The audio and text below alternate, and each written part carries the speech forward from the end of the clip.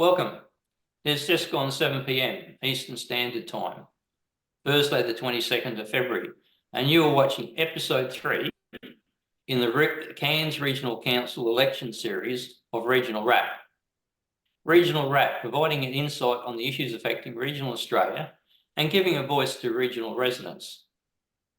My name is Bill Bates, and joining me on this episode, Cairns Council elections, independents for Division 5, are my guests Birgit Machnitzke and James Coll.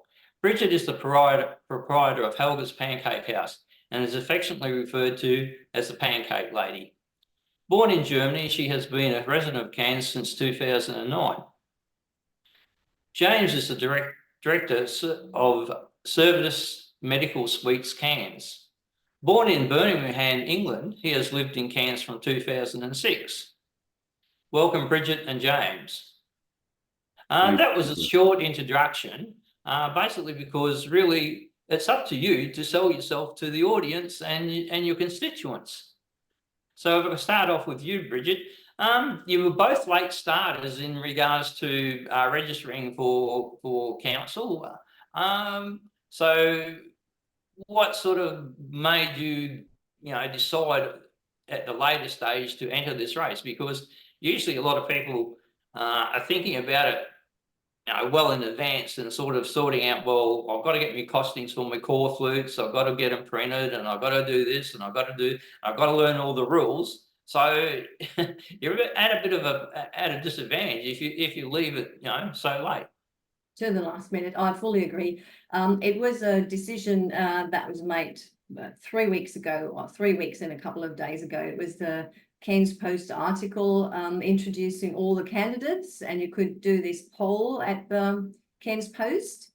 And I looked at the candidates for Division 5, which I spent most of my time. I've got my cafe there. I'll be there sometimes 7 days. I've been there 7 days for almost a year, worked around the clock during those crises we had with the regulations and COVID, so you had to do all that yourself.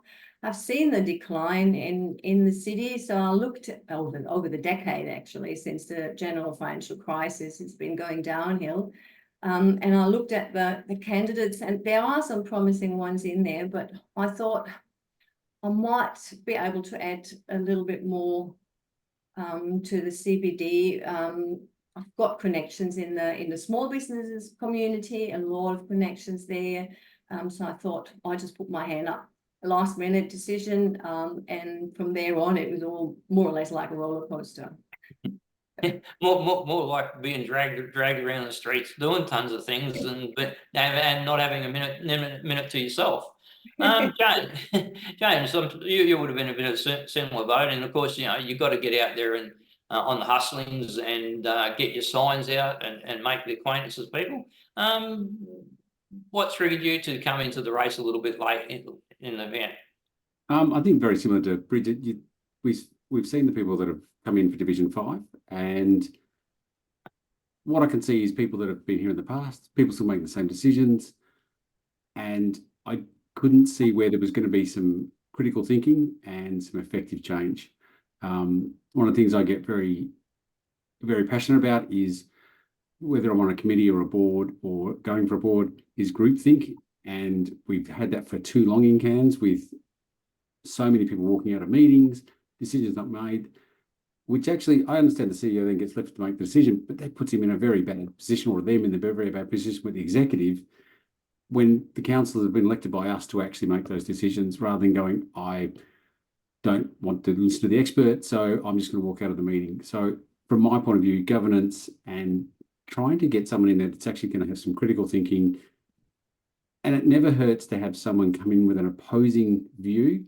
It doesn't mean you have to dislike them or not be a friend with them or not discuss it with you. And in fact, I would encourage it in council to have at least one. If everyone decides to say yes for whatever that project is they're looking at, that they pick one person to come and just, what's the dissenting view on this? Because we'd really like to have another view on it. And I think we're missing that and not getting the feedback from the bottom up in the council. And this is the staff that you talk to and listen to and say, look, we've got these great ideas. Now, whether those ideas, I don't know how they're coming up, or if they get into council to say, look, we could actually save some money, we could do it this way, it will work better.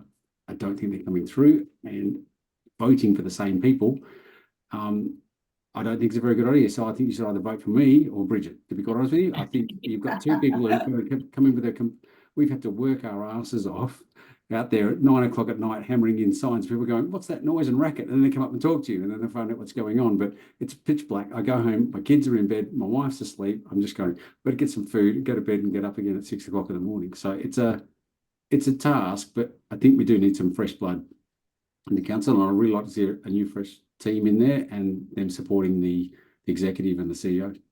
Yeah, so I think it's always good to have some balance and sort of, like you say, some opposition. So a best outcome is worked out rather than just a consensus type view. I mean, a lot of people go on about consensus, but gee, you can get some pretty dumb decisions from consensus.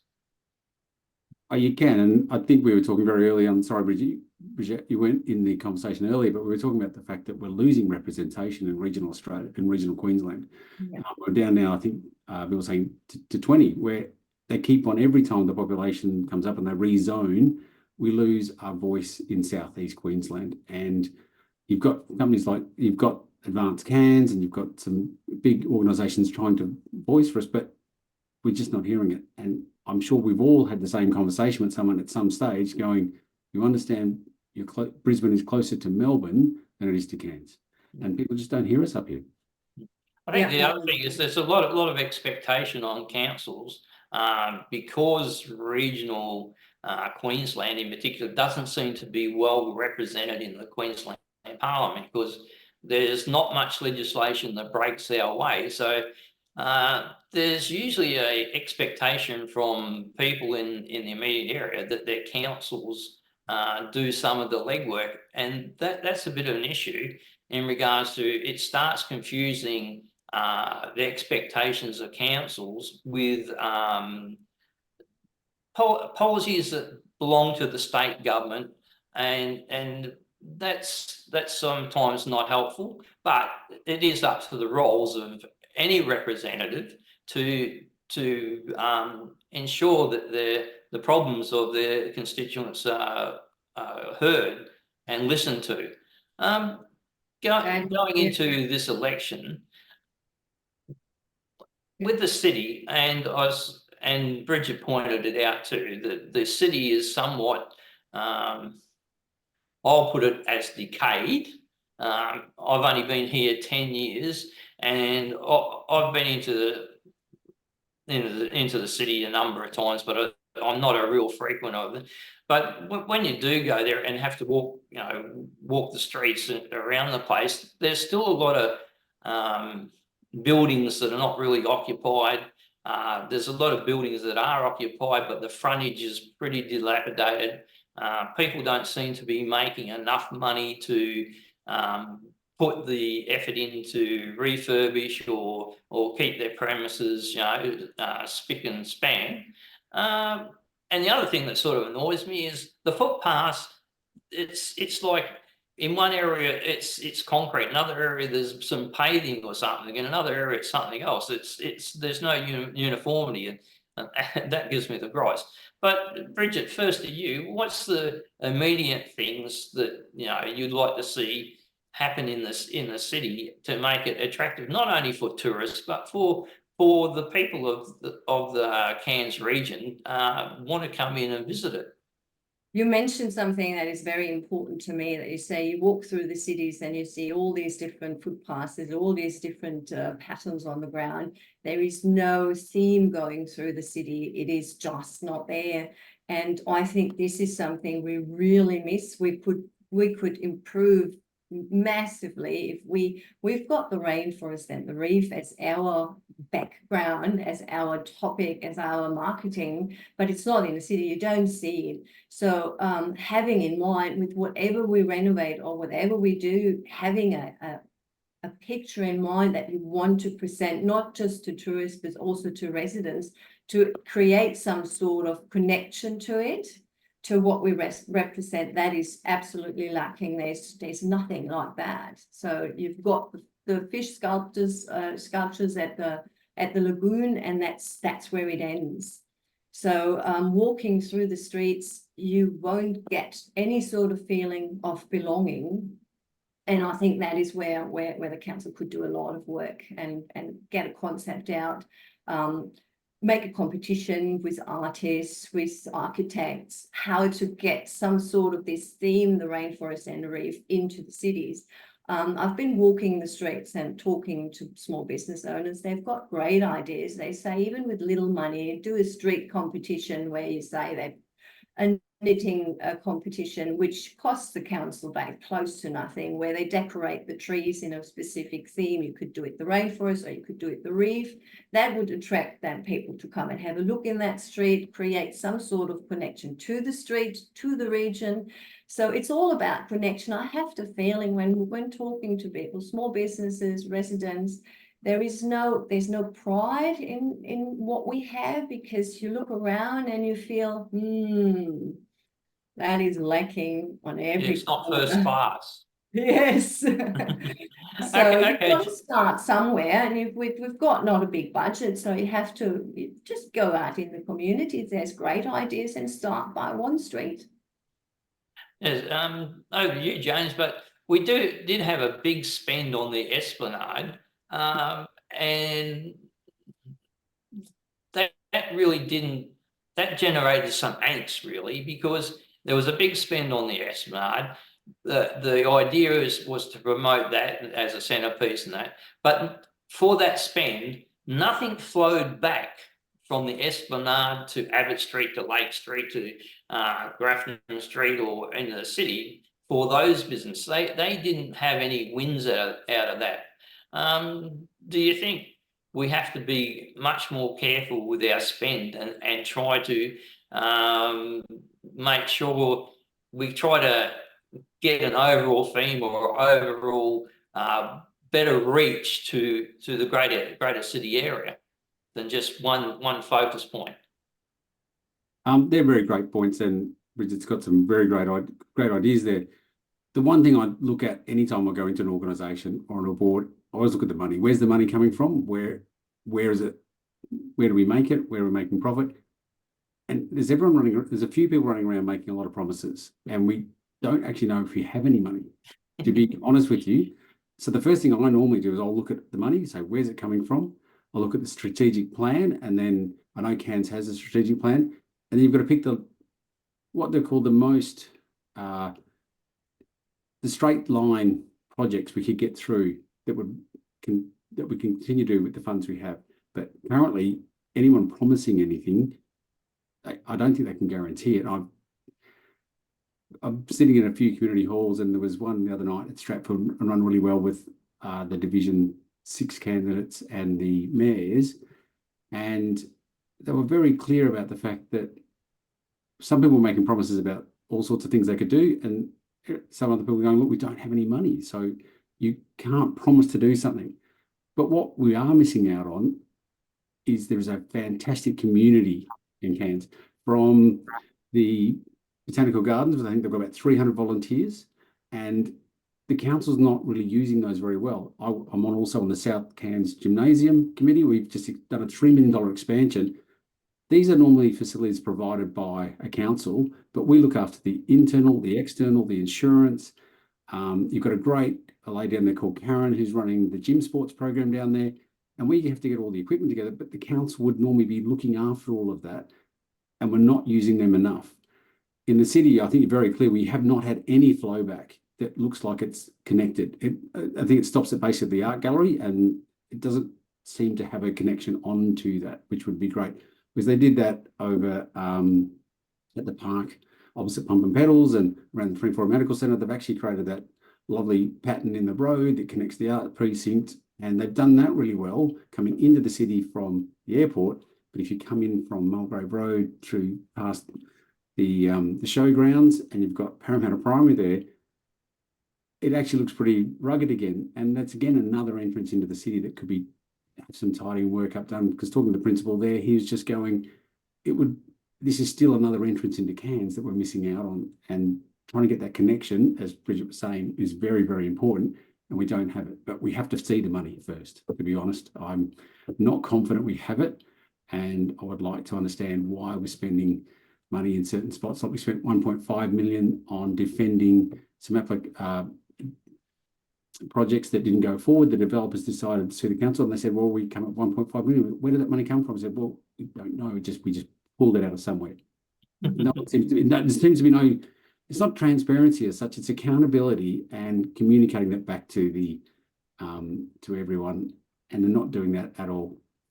I think the other thing is too, I mean, if you look at the Shield Street renovation that they did, or that went ahead, but gee whiz, it didn't take long for local business owners to point out, gee whiz, this is a bit of a dog's breakfast in regards to lighting, a little secluded place where drunks and itinerants would go and hide out at night. How do you, Bridget, you've been around and you've been involved in another number of issues like the cashless attempt and things like that, and raising that as an issue. How do you get into the situation where you can actually get input from people that that can be evaluated and delivered? Because it seems that a lot of things that are delivered haven't really met the requirements of the people that are going to use them or surrounded by they surround. Shield Street, I've walked through that. I've spoken to a couple of business owners in there. There's not many left, to be honest. It's got great potential. It does actually look nice. It's nicely done, but there's no life in it, and that's a problem all over the city. So there's no life. And someone said to me, "Oh, if only there would be a cafe where you could sit." And I said, "Look, it won't attract businesses or business owners or investment when there's no trait to be seen. So you first have to revamp, get life back into it. And there is the Japanese art museum, or what is in there's the JCU with their art department in there. So it has some sort of an artistic flair already. So you could cooperate with art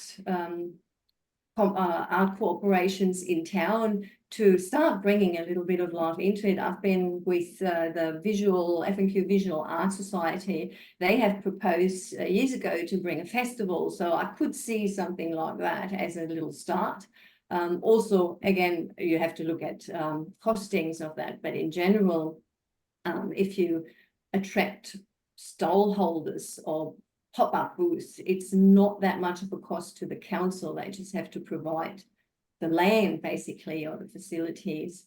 Again, you have to get some life into it, some colour, something's happening. There's just absolutely nothing. So you walk, they all walk through there, they all end up going to the Esplanade, and no one even sits down. It's very, very sad to see, but it does have potential. You just have to bring ideas from within the community, and there's many organizations. You could do a club day, for example. I know many clubs have problems in recruiting new members, but often because you don't know what they really do. So you could have pop-up booths, stalls from different clubs, and let them do the work. That draws in their families, their friends, and you've got an event where you have life in Shield Street. So there are ways to get people back into this area, and once you've got them there, they might come back for a little shop or for a little walk through.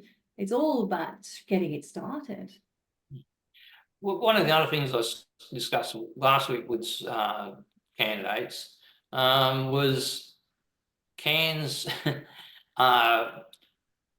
trying to get the CBD going, but it's a problem not just in Cairns. It's endemic around the world. I mean, even Melbourne and Sydney and Perth and that have their now dead spots because from COVID, also now working from home, and general resistance to set up offices in the city because of cost. You've seen the government offices move out of Grafton Street basically over to where the old Masters building is.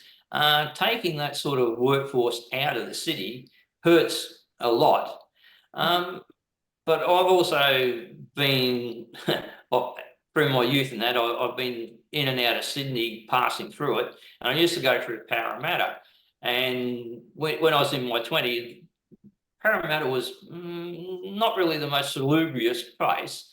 But when I came back in the late 2000s, maybe 2012, we stayed over there. But the change by the fact the number of people who now lived in the immediate CBD of Parramatta in multi-story buildings, 20 floors, and they had shops and all that under. You go out at night and there's people just arriving at restaurants now on the sidewalk. There's all sorts of things that are open. People are visiting, but it's the permanent local population that makes it kick on and then attracts other people to the facilities that they use. So, James, do you think there's a need to have a real look at permanent residents in Cairns CB itself, and would that help the CBD become a bit more live? Look, you'd be very interested to know the council is actually looking at this already. This is something that was discussed the other night. They're looking at, as we all know, there's lots of vacant buildings or part-based buildings, and they are zoned for business only or for business use. They're looking at trying to rezone that for multi-use, which means you could actually then have accommodation and people staying there, which would actually bring more people into it. The other thing is the study showing that I think in about 2050 we'll have 250,000, and in fact, top end of that could be 300,000 people living in Cairns. So we will have to look at some sort of high density living in city and increasing that, and even low density in the outer suburbs. Now, I understand that may not be something that people are looking for, but low density is normally 5 stories high. And the reason it's 5 stories high is at 3 stories, you don't need a lift. 4 stories, you need a lift. So it's actually the cost effective to go to 5 stories. So they'll do that in the outer suburbs. And I think you can attract people in.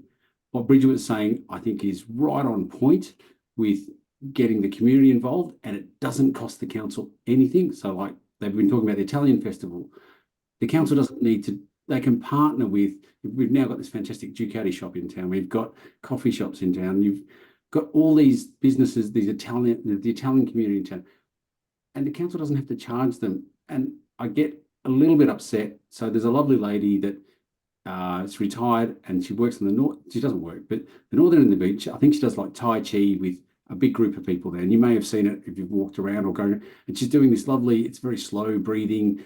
It does it completely free. The council are trying to charge her for using that piece of grass. It's a piece of, if it was in a building with air conditioning, they were cleaning it, maybe, but on the grass in front of the Esplanade, what are they thinking? It blows my mind that they would love to charge this person who is providing a free service that the council would normally pay for, and they want to charge her. It's just like, I can't understand why they would do that. So we've got these fantastic community members. We've got that will do it, and it doesn't cost the council anything. And we already can't drive through, which some businesses are upset about, but you can use those areas for these free, getting to bring all the Ducati bikes. And there's car clubs in Cairns that would come in and display them there. I was in Geneva this year and I turned up, and all of a sudden there's all these fantastic cars just parked around the banks and then on a weekend, and they're just all sitting there. There's no charge for those people to do that because it brings people into the city, makes it vibrant, and people want to see it. So again, having people like Bridget or myself on the council is going to get these fantastic ideas out there and tell them to pull their head in when they want to charge someone from the community who wants to do it for free and help us. I think that sort of comes from the executive side of the thing in regards to it's money driven and user pays and all those sort of things, rather than the normal elected council. So that's the challenge you'll have to deal with as well. Honestly, I think the council, they the people. The council's like a board. It's top down. They are pushing this, and if you can't see, so it's hard to change someone else's perspective. In fact, you can't. It's like if you can sit in their shoes and see what the councils do, so that say the CEO or the executive going, we have to have money because we're absolutely broke because of whatever. then you have to understand why they're thinking about that. So you have to sit in their shoes, look at why they think they have to charge this one person, which will probably be $50 a week, which is not going to cover any bills or even cutting the grass. Why they're thinking they have to charge that person. So you've got to sit in their shoes. I can't tell them to change their perspective. I can't change your perspective, Bill or Bridget, but you have to sit in their shoes, look at why they're saying that, and then try and work back from there so you can understand why they're saying it and go, that's not meeting the goals we're trying to achieve. I think the other thing with that is you'd have to be silly not to look at, well, if someone's has something there that's free and brings people into the city who might spend, might finish there and they might go and have a coffee somewhere, or on the way home they'll go to a shop, pick something up. You can't sort of discount that against just the cash receipt, and if they're doing that, well, then there's got to be some education by the council and say, well, what are we here for if we're not here for the community and people to sort of the utilities? And you're completely correct, because it's the foot traffic, as Bridget will know. If you don't have foot traffic going past the front of your door in certain industries, you don't make any money. So if you've just got an extra 5 people going past that buy an extra 5 coffees, all of a sudden you're up another $50 nearly, or depending on what you're charging. If you can talk them into a donut or into a cake, these are the things that you really want to encourage, because it'll make a business viable. But not only that, what you do is seeing people there, and that makes you feel good if you're there on some other business. I mean, but if you see a deserted place, you think, well, why am I here? And you need the volume of people. And I'm sure Bridget, one of the biggest contentions in regards to Cairns would be parking, and seems to be the resistance of people to use the parking facilities that are off-road and maybe walk 10, 20, 30 metres. Everyone wants to sort of think that they should be able to get a parking spot exactly out of the premise that they go to visit. Do you think there's a need to sort of have more discussion about parking in the city, and sort of encouraging not only businesses in the future to include, underground parking or off-street parking of some description, and try to educate people? Yeah, well, you might just have to walk 100 metres. It's not unreasonable.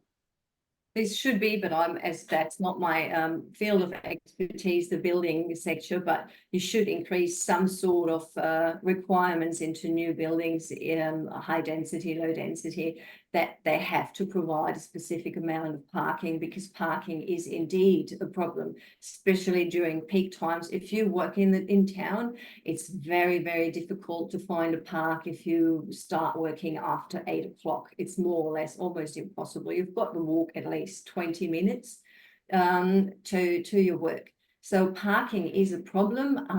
Coming from Europe, I know that there are ways that for example, there are park and ride facilities in other cities where you park outside of the city and then you have a good bus connection to the inside of the city. That would be something you could look at. I don't know about the costs, but infrastructure and public transport is a problem. I know that for many people who want to go to work without the car, it is difficult, especially when you come from the northern side or from outside. Only within the core city you've got good connections, but outside of that it's really difficult. So that needs to be something to look at. If you choose to go by bus and it takes you, instead of 30 minutes, you'd be 1 hour and 15. That's just not feasible for the majority of people. So public transport is definitely something that needs to be looked at.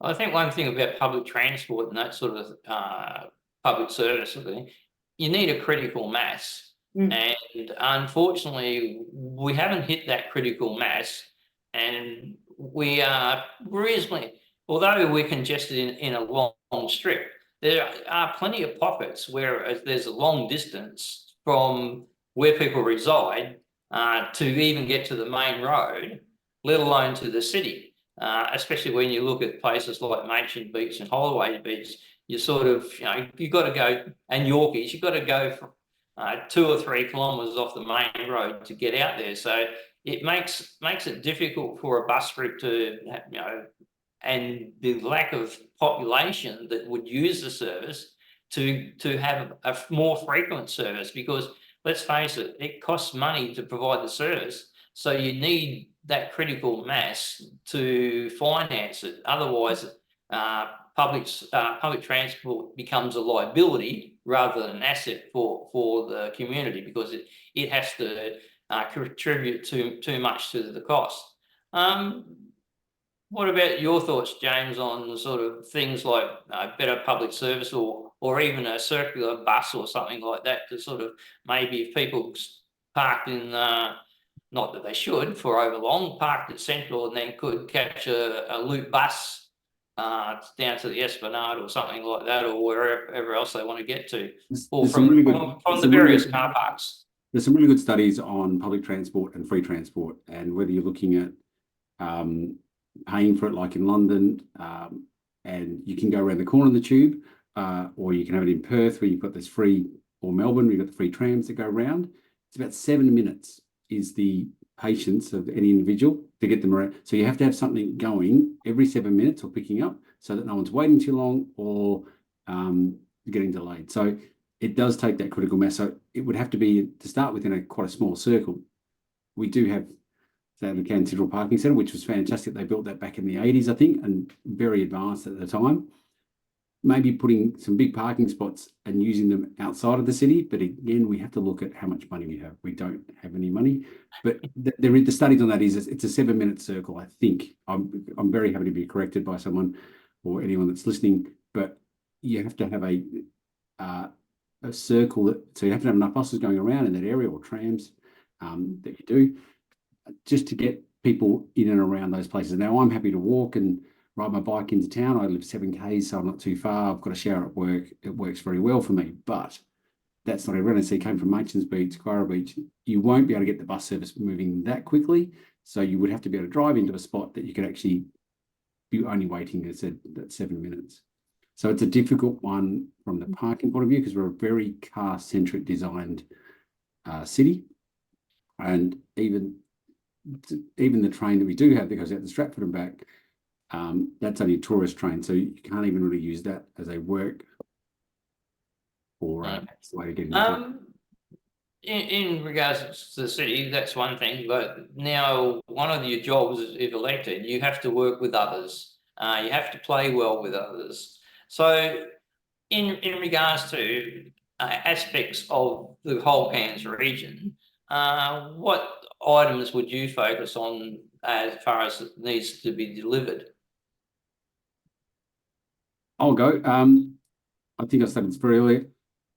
I can't promise to deliver on anything because I don't know how much money we've got. And again, we've been looking at the money, look at the strategic plan, look at what we can actually achieve, and then communicate that in a way that everyone can hear it, or they've got access to it. I think on your tax bill, you used to get a letter back and it would actually say your taxes have gone to here, here, here, and here. That would be something that I've heard would be important. The meeting the other night in Stratford, a gentleman stood up and he was very frustrated, and a fair call to him as well, because he hadn't heard for 4 years about, they were trying to put in some footpaths. It was actually quite a complicated system and the engineering was quite, but there was no feedback over that 4 years. And it was just another election. They promised to do it, but didn't have the money. So if we had a monthly update or even a daily update with a site that we could actually work for that, that would be very, very awesome. The other thing I would possibly look at changing is the way we actually let tourists know what's available in town. The boats that come in at the moment, you see them come off at these lovely old maps. And then they go, a couple the other day went off to the Galleria, which I think's been shut for about 18 months. So it's printed, it's completely out of date. You've got these great businesses down alleyways, just beside Woolworths and around these great little alleys, which remind me of Melbourne. But they can't advertise on the street because of the regulations, but they also can't get the name on the map because the map's already been printed and it's off at these. So having a live map or an updated app I think would be a great way to get people to know the city and get them around there. So that would be, to me, what I call low-hanging fruit, something that'd be very easy to get and actually get people in front of these businesses. I suppose, Bridget, it would be a matter of managing people's expectation too. If the councils, well, all councils are cash strapped because basically the state government lumbers them with responsibilities, but not usually giving them the funding to do it. So you've been in business and dealt with customers and that.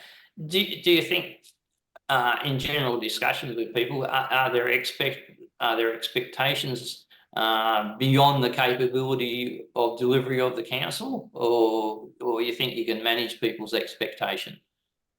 It's all about communicating with people. People are reasonable if you give them the chance to exchange thoughts.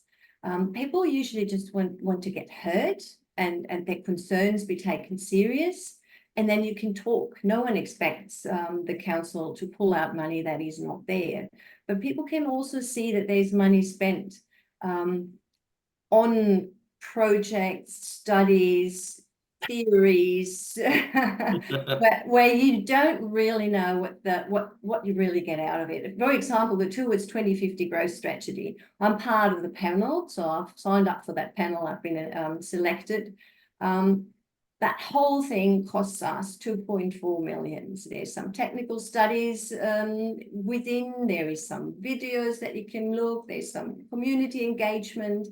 But overall, if you've been part of that study and look into it, of that growth strategy, it's a lot of not really anything, to be honest. So it's 2.4 million, and I wrote a letter to the Department of Development to say, hey, with these 2.4 million over 2 years, 1.7 million this financial year, and I broke it down to that makes about 10% of our rate increase. So that's a decent number, and people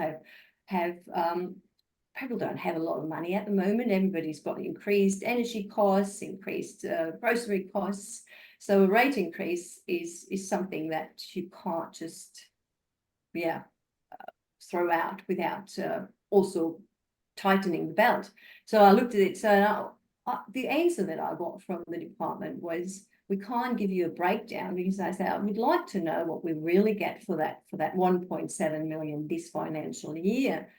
It doesn't work that way. It's a package. And not only it is a package that you don't really know what you get for, it is also outsourced, or the tender went to Brisbane. And I really oppose that. I don't think the council, I think the council should put more consideration into giving contracts to companies in town, because if we can keep money in town, we employ people, that money then gets into circulation. It might be that we pay a little bit more for a local company, who knows, I don't know that, but it benefits us. So there is money that you can save, I'm pretty sure. And being in business all my life, I've always found money to be saved, and it had no effect whatsoever when you scrap some things that you think, what's that?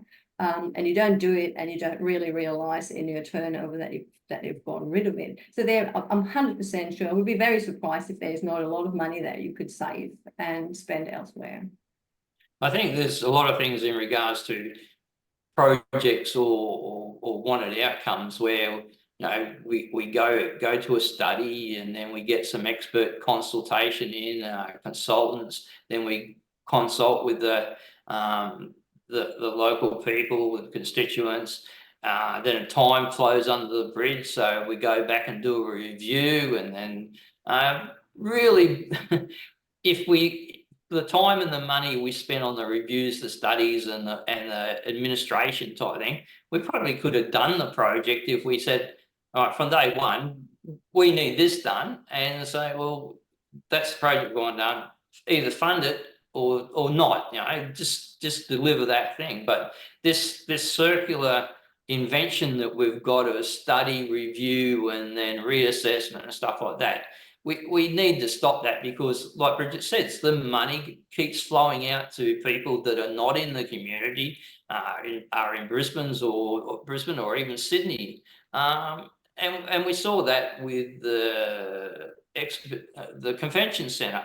Now, just before that convention centre work, we saw Gaston Mabou build 3 big new hotels, or refurnish at least one of them, or they were refurbished. But it was a big spend, and he got it was Prime Local company, construction that did it.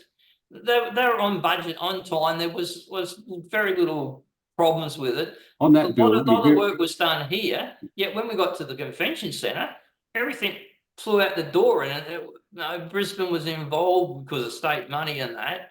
And then there was consultants from Sydney. There was air conditioning input from Melbourne. We've got to do something about this. So, Bill, you're very right on that. Prime Construction did a fantastic job, and they're very good with their contracts. And look, this is what it's going to cost. This is how it works. There was another project. I'm not quite sure if it was the Trebrook Pool, where the company went bust, and it was a company from down south, but they'd underquoted. So when we say, oh, we think the Cairns company is too expensive, in fact, the Cairns company actually knows what's going to happen in the wet season. They know how it's going to cost to get materials up here. They know that when they get materials up here, they're not always going to be the A-grade material, and you're going to have to work with what you've got rather than setting it backwards and forwards and then going in for extra work there. So getting local companies to look at the contracts and look at them locally and quote them locally may actually save us more money than actually the blowout of the budget. And we're having that with the current water facility we're rebuilding. We're basically, I think it was 250 million. I think we're about to go cap in hand for another 250 million to there, because it's just blown out. We have no idea of how to manage that, or it's not being managed well enough. And again, I come back to, I'll look at the money, and in a business, if I see round figures, if I see that they've quoted, as you said, I think it was 2.1 or 2 point something million for this the Cairns plan, and then they come back and say we spent exactly 2.1 million. I go, 12 months later or 2 years later, I go, no, can I have a look at those? I need to look at those figures, because if I get a quote to replace all the air conditioning in my building here, and it comes in at $20,000, and I can get it done somewhere and work out I can get it for 17,000. I don't say, oh, I don't take that $3,000 and just say, oh, look, I'll put that in my budget. That $3,000 goes back into my business somewhere else. And I think you've got these big departments in the Cairns Council, and they go, we've been given a budget of 20 million. And if we don't spend it all, we won't get it next year. So you can actually see, sometimes you can see in the figures, it gets to April, May, and all of a sudden there's a blip, and they've just spent another 3 or 4 million that they hadn't planned on spending. And they've done that so they can keep their budget, which is not very good. I think that's a problem with the state government and the federal government. They do that when they're involved in the money. If you haven't spent it all, well, then you get this. And that's stupidity. I mean, money should be allowed to roll over to, say, a 5-year period. And then, yes, if there's something that can be reduced because you've built up a buffer or something, they can reduce it. But it's silly to make people spend for things that they don't really need, or they could better put that money towards something else.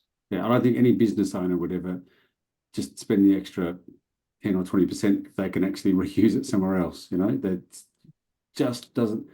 We're not talking about common sense here. We're just talking about, as I say, they just want to spend the money, so they make sure they get it next year, and they will get it next year. That's fantastic. But where's our surplus? We don't have a surplus.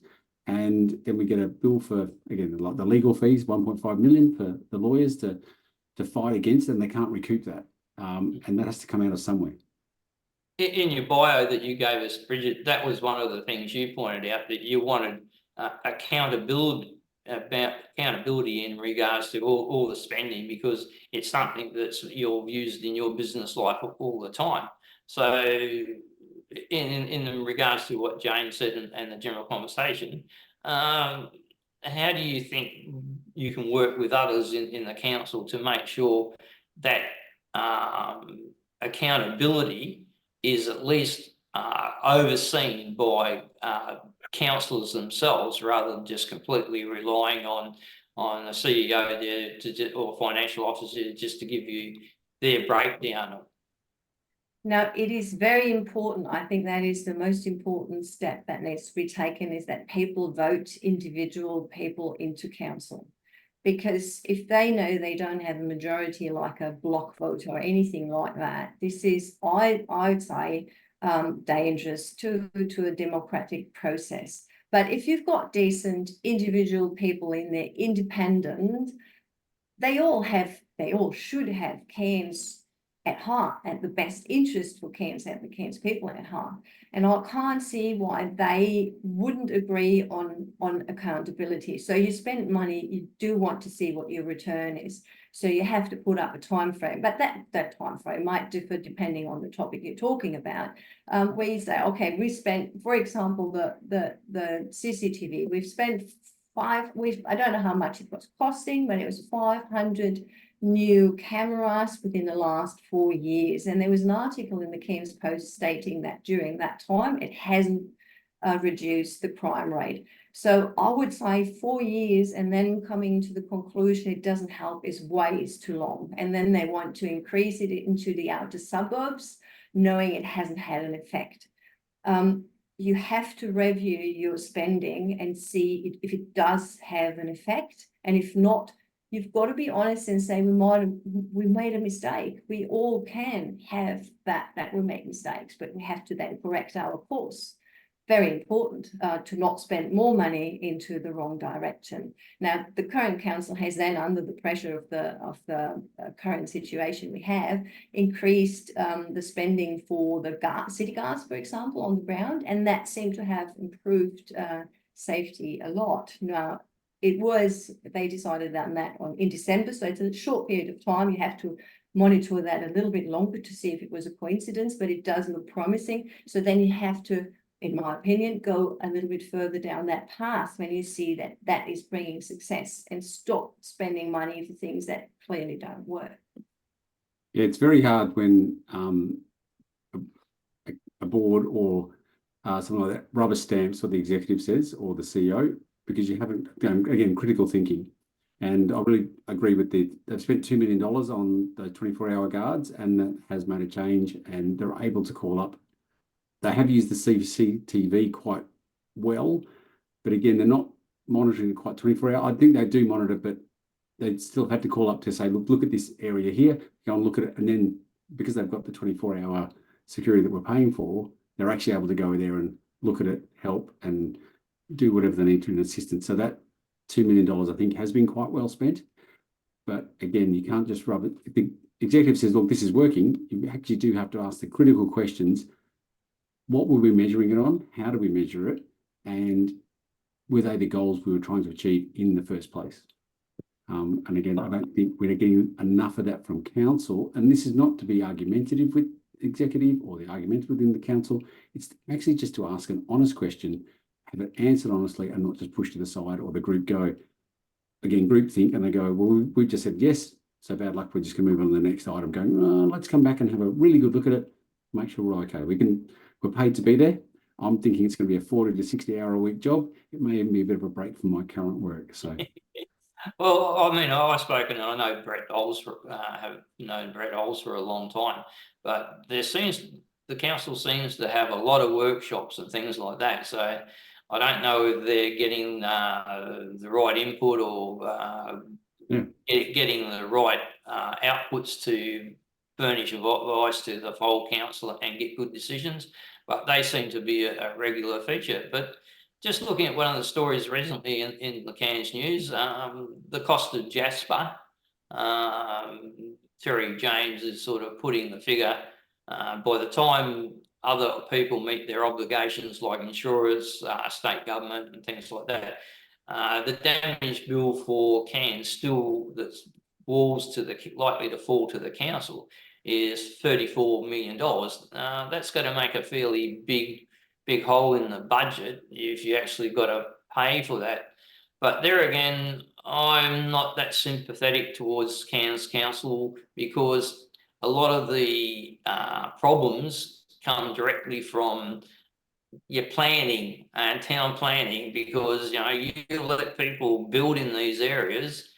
You built roads basically below the flood levels, and you're putting infrastructure where the river is trying to create a new course. So it obviously does fall to the council's responsibility because they're the town, they're the town planners. They've allowed a lot of these buildings to be built where they are and the infrastructure to be put.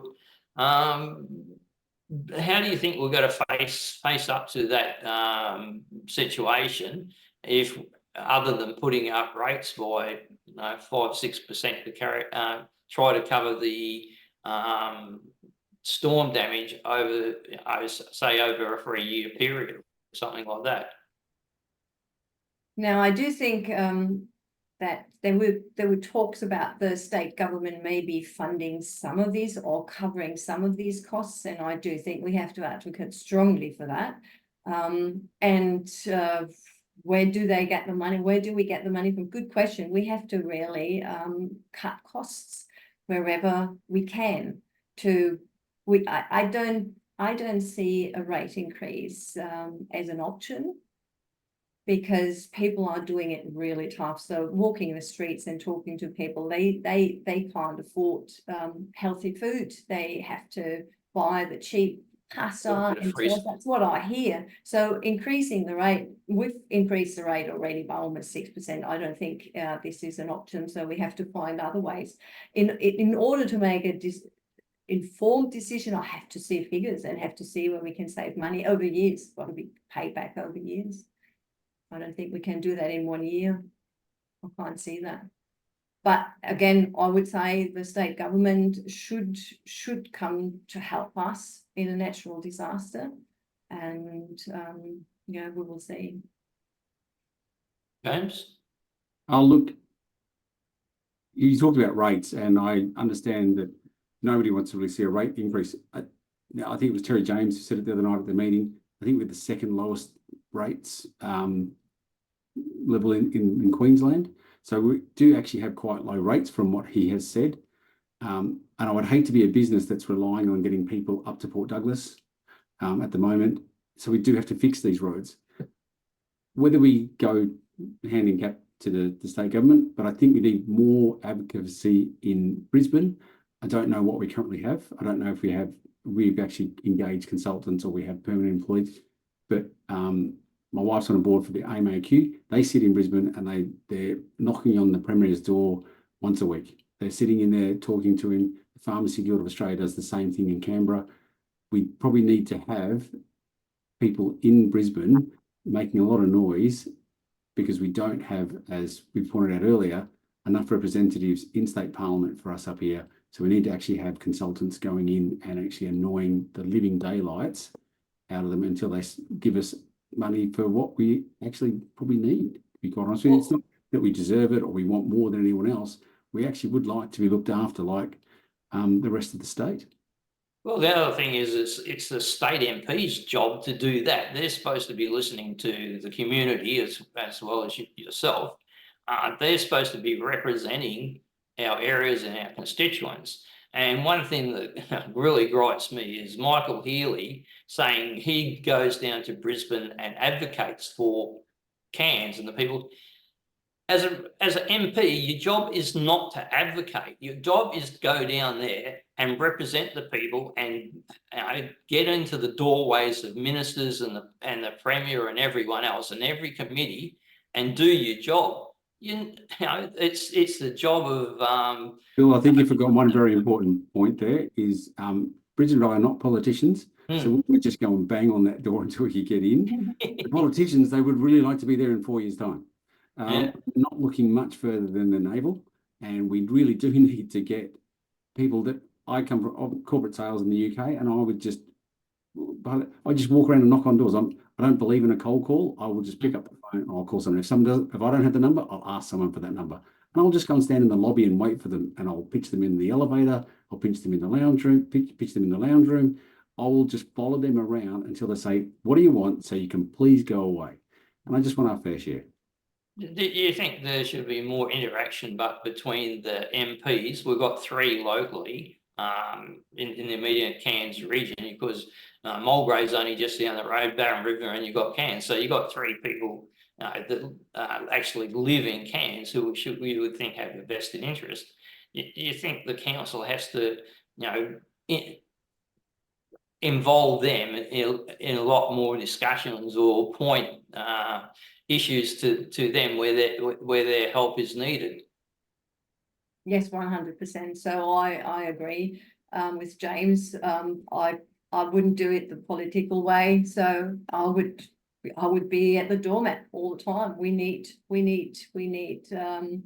more money, for example. I think we're still the lowest per capita. We receive the lowest per capita outside of South East Queensland. So there is room for more funding from the state, and we just have to be loud.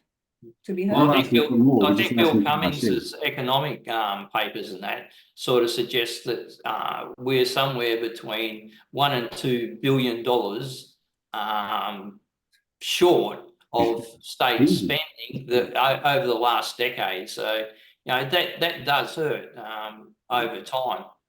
Maybe the commissions from, or the royalties from all the minerals that fly over our heads, maybe they should stop here first, at least sit in the bank account for 6 months until we just take the interest. That'd be a great start, and before it gets passed on down to Brisbane, to make sure that they've got their lovely roads and hospitals and everything else that they require. And when they get hit with a little bit of rain and they start all screaming about 2 inches of water and we're about a foot underwater, and we just go, that's just normal. That's what we cope with up here. One of the issues that has also been raised recently, and it's probably going to be up for discussion with the council, should you be successful in the election. I think there's going to be another discussion on fluoride in water. I don't know. It's something that seems to be revisited, constantly in that, and we don't seem to take notice of what's going on overseas. And there's people who think, well, it's good for your teeth, but I mean, a lot of people don't realise the cost. And you're putting fluoride in 100% of your distributed water, but only 0.001% of that water is actually put down your mouth. So we're fluoridating our plants, gardens, our washing, and all that sort of thing. So do you wonder sometimes why we keep coming back to this topic, and how would you sort of look at it if it comes up in council immediately after the elections, which it might? No one on the streets is concerned about that. Not a single person. So I would disagree with you 100%. I am meeting people every day. Everyone's come up from Sydney and down south. They go, we cannot believe you don't have fluoride. And it's really important for someone in their first trimester, the babies, for their growth. Speaking to the dentist, I put some studies on my Facebook page, and coming back to the science. And I don't have to agree with everyone, but I'd really like it to be brought up, and I'd like us to come back to the science and for the experts that actually recommend it for the first trimester. First 6 years, very, very important for your adult teeth. And then after that, up to at least 15 years would be fantastic. You, me, and Bill, we're fine. We've probably had fluoride from either Europe. It's in our beer, it's in our wine. We can't give that to children. So I think it's very, very important. And it's easier to take it out with a filter or buy bottled water, because the low socioeconomic people can't afford to do that. So putting it in is going to be very easy. There's an alternative. The council provides free bottled water with fluoride up for those people who want it, and it'd probably be a lot cheaper than dumping it into the whole water system. How do the low socioeconomic people get into town to get that free bottle of water, or do we deliver it to them? Different things. But there's got to be some personal responsibility in a lot of these things. But there's probably needs to be debate about it, but with sort of good information for everyone. Now, from my point of view, I'm a libertarian at heart, so I know we do have regulation and rules, and some have to be followed, absolutely. But your oral health is your personal responsibility, and you can go. I don't have a problem with. You know how hard it is to get my children to brush their teeth, and get the state government. I have to remind them every day they can't be responsible. Someone in their first trimester can't be responsible because they don't get a choice. But cannot be responsible. You're talking about people who don't have the money, and it would actually save someone about $60 to $70 per year on lifetime of healthcare if they had fluoride in the first 15 years of their life. That's for the rest of their life that will help them. It will. I understand it's not out of our budget, but it would actually help Queensland Health. They will have less admissions for respiratory, heart disease. It would save the health budget. I understand that's money we don't see, but we could probably ask for that. And we could probably use it in a way we could actually negotiate to get more funding from the state government if we put it in. And we could probably hold them over the barrel for it. I think it'd be a great idea. Oh, Yeah, there's a point of difference. But there again, here's the rub. It's the state government's responsibility. No, it's not. It's us. We get to choose. You get to choose, but health is a state government responsibility. If But they we want get to take it to, in our want own. to impose it, they can, Yes. if it's such an issue. But they've let the issue go, and so Because they're so scared other of the small communities minority make up their going own back against it. individual. I'm very sorry. So, But yeah. I do think adults get a free choice. You can go and buy a bottle of beer. You can go and buy a bottle of water. But someone in their first trimester doesn't get to ever make that choice. And we drive over bridges every day. We trust the engineers. We trust the engineers to drive over bridges every day. They're the expert. I don't go and build the bridge because you wouldn't trust me. Why don't we trust the doctors and the dentists and the head of dentistry at JCU, who Terry James said, it's only one person. That is not one person. That's someone who's dedicated their life to actually looking after people's teeth. And Terry James has no idea about that. But I fully understand that it has to be a debate and it has to be a full council decision. It is not my decision, and I'm not the expert. So yeah, for me, it's crystal clear. I wouldn't be in the position to discuss pro and contra of fluoride, but I want people to be self-responsible for their life. If they want to get that edit, they have to go and see the doctor, then they get a prescription or the dosage is being discussed. That's really nothing I would want to decide as a councillor. So from my point of view, if someone wants me to add that, I wouldn't vote for that, and I would probably then have to. So even my if vote, the science, for me, it's a clear no. so from a perspective point of view, if you have an expert, because as you said, you've been very clear, you're not an expert, I'm not an expert. Yeah. If you have the expert say, it's not safe to drive over this bridge, would you still drive over it? A lot of people do.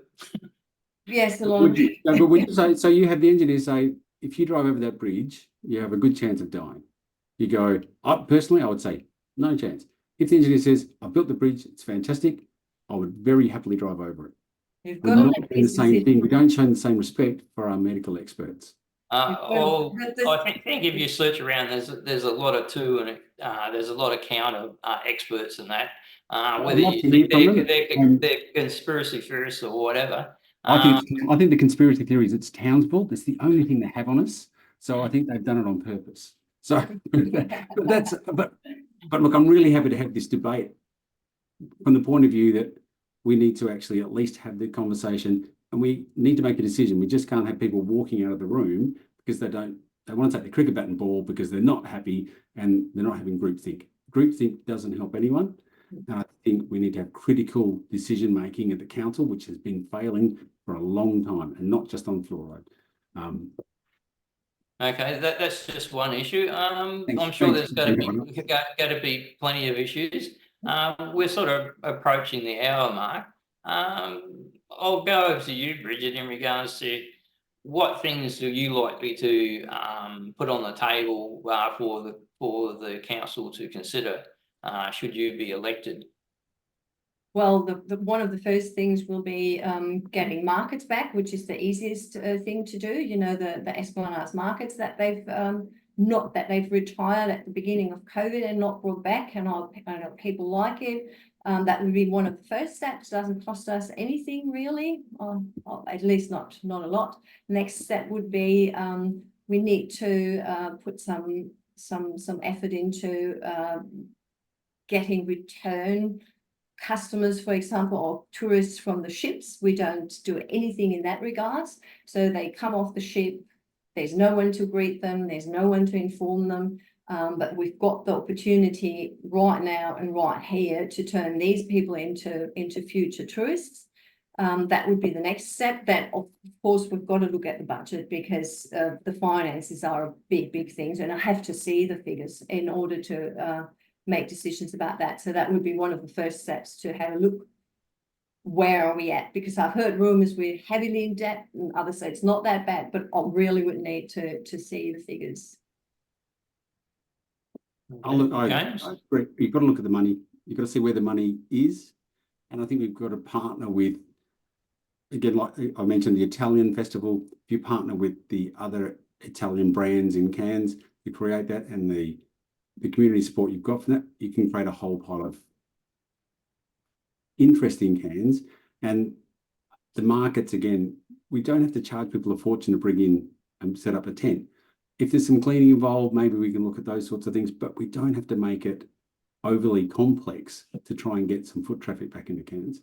And trying to charge someone doing Tai Chi for 20 people at the end of the Esplanade is just a systemic, it's a problem that we're not getting through with council. So it'd be really good to sit down with the team and make sure the strategic plan that we have, if we're not following it, why aren't we following it? Is it not working? And then what are the things we can do at little or no cost, or that we can get a quick return on, and whether it's the markets, whether it's partnerships, whether it's putting greeters. I think if you put it out there and said, we would like some greeters to meet people who are coming off the boat, I think you would be swamped. I think Cairns is such a fantastic community. There's so many people that come in to help on any particular thing, and it's not easy working with volunteers. And I think this is where we've struggled. I've worked with lots of volunteers, and trying to put a square peg into a round hole never ever works. So you've got to see what the volunteer wants to do and what they're good at. And if they're good with the history of Cairns, you put them on history. You don't get them, and they've got bad hips, you don't make them walk around town with people. You know, you've got to work with the people that want to work with you, and we'll do it for free, because they all love. I don't know many people that live here and don't love Cairns.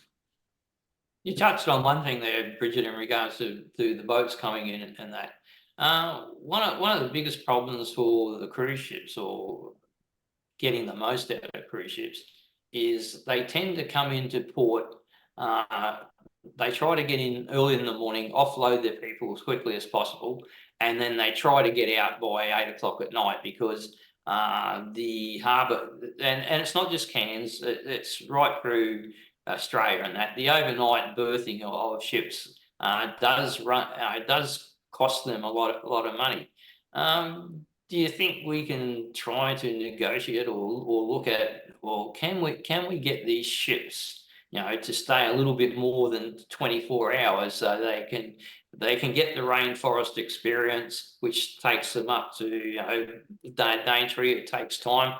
Get them up to Kuranda, takes time, and then also rather than sort of jumping on board the ship and getting out and probably getting the tea on the ship, just harvest them for that bit of nightlife in Cairns and get the most of it. Do you think there's something we should be doing in regards to negotiating with Ports North and state government, and probably the federal government, because they control the ports basically, to sort of do something to sort of enable the ships, the cruise ships, to actually stay a little bit longer in port? Pretty hard. These ship companies, I don't see. I would be very surprised if there's room for negotiations, because they've got their program, and they usually it's a year round all around the world where these cruise ships are used. So I might be wrong, but I don't see that would be something we could succeed on. But you've got people on that. Not everybody wants to do a full program. I've got so many passing my Pancake House, for example, because it's right where the cruise ship docks. They either come that street or Lake Street, and you've got them with these maps that James mentioned just the other day. And I've had a look at that map, and it's just there's nothing on it. So if you could. A problem is that these ships, or the cruise ship companies, they try to have all the money within their company. So they sell the tools on the board, they sell the transport on board, they sell more or less everything. What we need to educate, or what we need to encourage people, there's always like hundreds of them, just roaming the streets, but then they ask me where they can go, and there's not a lot that I can recommend to go. We've got the Ferris wheel, which is beautiful along the Esplanade. We've got the aquarium, which is also nice, but they sometimes just ask for a little thing like what they can do in 2-3 hours, and we're lacking that. So there's not much on offer.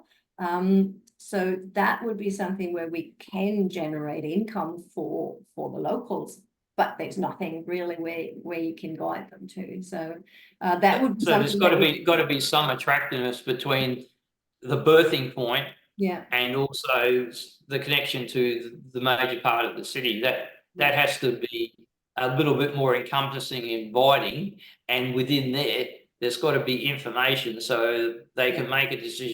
I don't want to go away for 8 hours or something like that and race back. I can actually enjoy something in the city at a leisurely pace and enjoy the community a little bit more than the tourist type interface. I think that brings it back to that map that it's terrible, and an app that works quite well. So I've been on several cruises, and I've spoken to a couple of executives from these companies just in a discussion. They're trying to get $1 more, literally $1 out of everyone per day. And that makes them a silly amount of money. So they will not let $1 get off the ship if they can just make $1 more on the ship. They want. So they're really tough. You can't. It's very, very hard to negotiate with them, I would assume. yeah. The berthing rights to stay overnight. When I was an engineer in the Navy, plugging in to onshore power is actually very, very tricky, and maintaining that current, the amount of drain that would be on that would be horrendous, and they need to have 24-hour staff to make sure that that sort of equipment doesn't fail. So that's why the costs, I think, are so high. That you could talk to Ports North about that, because I think they manage all of that, but it is fantastic getting them in and getting the people in, but having some more activities closer, whether it's because you do have the art gallery and small things like this that are free, and there's a few things around, but they all get free food. So a lot of them are on there for the free food and alcohol, and they bought the package. Trying to get them to stay for dinner that they're going to pay $100 for a family of 4 or a bit more is going to be a bit difficult. But maybe getting more cruises in would be great. And I really do see, I've got a great view over the city. I love seeing them go out at night with all the lights, and they look fantastic. But it is really nice that we've got them coming and going. How we engage them, I think that's one of those very quick and easy things to do, is to create an application and we've got free Wi-Fi, so they don't have to worry about overseas phone call charges and data. They can use that free app to get to all the really cool places we've got in Cairns, even if it is pancakes and even it's nice and close. So it really boils down to getting something attractive about the inner city. Within walking distance, I'd say. Yeah. And attracting different kind of tourists is also something that I have in my mind, because not every tourist is very valuable for the locals. I've seen it in the 90s when the all-inclusive tourism basically destroyed whole industries around them, because those international corporations, they want to keep all the money within. So they've got the food, they've got the tours, everything is organized at the locals around. They don't get anything. It's similar with the cruise ships. There's not much money to be made for our community. So focusing on, and I have got heaps of hopes for the Bangatti Trail, because I do know that the adventure and active tourism is usually more individual, which means they roam around, they go into shops, they want to see a bit more. So focusing that, have to see again what we've got in contract with the Tourism Tropical North Queensland, because they also get a big share of our tax money, of our rates. So you have to look at what they focus on. I would like to see a slight curve towards a more individual tourism that we can get, because we have what is needed for adventure tours, for eco tours. So we always focus just on seats and planes. We've got more Chinese coming, which is fine. It's good for the tour operators, but again, nothing for the community, because this kind of tourists, they just don't spend on their own. They're not roaming the streets. It's all organized. So the money often doesn't even benefit the country, because it's foreign corporations that have that organized. So that would be something I would like to have a look at, if we can direct a little bit of our tourism money that we spent already into a different kind of tourism. I suppose the other thing is having all your eggs in one basket in tourism and is probably not a real good idea. We've got to look at diversity. I mean, we're getting a bit of action down in the shipyards, but we really do probably need to look at what we can do to help other industries get a foothold in Cairns and sort of add to the economy. Look, I think one of our biggest employers is actually Queensland Health, then followed by tourism. So that is actually, and we're still underfunded for Queensland Health as well. So we can get more people here. That's not just tourism. That's actually people who will come and live and buy and actually start buying stuff every day. And they'll come down to the Esplanade for a walk with their kids. They'll buy an ice cream. Trying to get more long-term residents, I think, is also going to be a benefit to the community. And then we've got to look at housing, and then that's another complex story on top of that. Okay, then look, we've gone well over the hour. If you could just do your final sales pitch, James, in regards to the effort you got to put in and what you got to focus on and deliver, and what people should vote for you. I think you'll find if you do see my call flutes, I'm the only one that's put their mobile phone number on there. And I love to talk to anyone, and I'll talk to anyone anytime. So please, if you see that number, give me a call. Tell me what you're thinking. I understand I'm in for Division 5, but Division 5 is Cairns. Everything comes into Cairns. So just give me a call about that. But I really want to see the money, then look at the strategic plan, and then try and support projects that we can get through effectively and efficiently while supporting the executive, because the executive, if they can give them a positive experience from the council, they can feed that into the rest of the team to make that all uplifting. So it's about the money and where is it, and hopefully being able to tell everyone how we're spending it, and they're not having to cry too much because we spent it incorrectly. Okay, Bridget. So, well, I just got my phone number also on the call flute. It's a little bit smaller, so you might need to see them. My apologies. Mine's quite big, sorry. But very small, so people already have contacted me, and I just encourage everyone just to reach out to me. I answer every phone call if I'm not working and can't do it, but then I'll get back to them. No problem about that. People usually know where they can find me, so I had some people coming into the cafe to have a chat. In general, what I want to have is a more connected community. I've seen over the last 4 years how we become disconnected. I've seen that also waters through to a lack of volunteers. I've heard that in our aged care citizens, that they difficulties in finding volunteers. I think this has all to do with being more disconnected. Everybody's more at home or not in the community. That's what my passion is. I want to get us out and together, have fun, events where the whole family can come out and be proud again to be Cairns, because it is a wonderful region and we just need to bring it out again. And as wonderful people. So yeah, all about connections. Okay, Bridget and James, thanks very much for your time. It's really been appreciated. If you could just hold on the line for a bit, I'll just introduce next week's show, and then we'll have a little chat off air. Thank you. Thank you, Bill. Thank you. Thanks, Bill. Have a great night. Thanks, Bridget. Great to talk. Thank you. If you enjoyed tonight's show, please like, share, and subscribe to our Facebook page, and also subscribe to our YouTube channel. My guest next week on our normal weekly show is about an incident that's happened down south of Brisbane in regional Queensland. A war has erupted in a tiny Queensland town of Taboola, 330 kilometres southwest of Brisbane, over the controversial freehold transfer of land to a local Indigenous corporation, a move that has been described as insane, an insane precedent for other parts of the state. We'll be talking to Michael Offendale, proprietor of the Toowoomba Hotel, whose property backs onto this reserve that's under pressure to be handed over. So we'll talk to him and we'll discuss in regards to how the council has been part of this operation and failed to sort of really connect with the community. So please join us Wednesday next week for that episode.